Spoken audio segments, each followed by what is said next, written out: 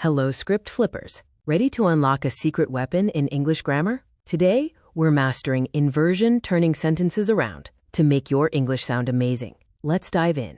So what's the big deal? Normally, English goes subject plus verb, like you are ready. Inversion flips it, verb plus subject, like in the question, are you ready? But guess what? We also use it in statements. It's a fantastic way to make your writing more sophisticated. Why flip? Good question. Inversion adds emphasis, making parts of your sentence really stand out. It makes your writing sound more formal, adds variety so you're not always using the same structure, and helps connect ideas smoothly. Like this zinger, never have I seen such beauty. How do you know when to invert? Look for trigger words. These are signals. Think negative words like never, rarely, seldom. Limiting words like little, hardly, scarcely. Certain time phrases like no sooner or only after. And others like not only or.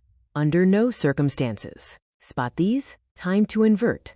Let's see those triggers work. Not only did she win, but she broke the record. See, did she win? Flipped. Never have I eaten such delicious pizza. Flipped. Rarely do students finish early. Flipped. Little did we know. Flipped. The pattern? Trigger word right pointing arrow. Flip the auxiliary verb and subject. Time phrases often trigger inversion too. Hardly had we started when it began to rain. No sooner had I arrived than the party ended. Only after the bell rang did we leave. Remember, these specific time phrases demand this special word order. Why not pause and try creating your own?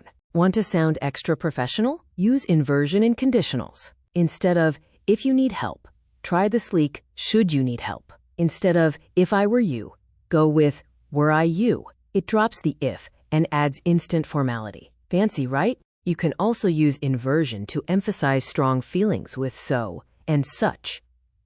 The movie was so good that becomes so good was the movie that the storm was such that becomes such was the storm that. It really punches up the intensity. Need to agree with someone's negative statement? Neither and nor are your friends. Someone says, I don't like spinach. You reply, neither do I. Someone says, she can't swim. Another person adds, nor can he. Simple. Always start with neither nor, then add the auxiliary verb plus subject. Starting sentences with where things are often calls for inversion. Here comes the bus. There goes my paper. Down fell the rain. In ran the dog. It adds drama. Quick note. Don't invert if the subject is just a pronoun like he, she, or it. We say here he comes, not here comes he. In formal or academic writing, comparisons can also use inversion. Instead of she runs fast like her sister does, you might write she runs fast, as does her sister. It sounds more polished and sophisticated, a subtle touch for a formal tone. All right, let's practice. How do you invert? I have never seen such a sunset. Pause. You got it. Never have I seen such a sunset. Okay, one more. If you should need anything, pause.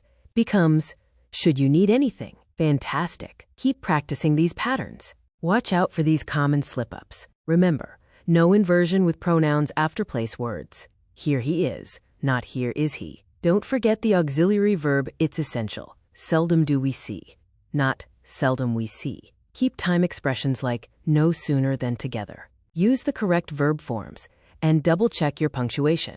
Where will you actually see inversion? Everywhere. In books. Little did he know. In speeches. Never before have we faced such a challenge. Even in songs. Here comes the sun.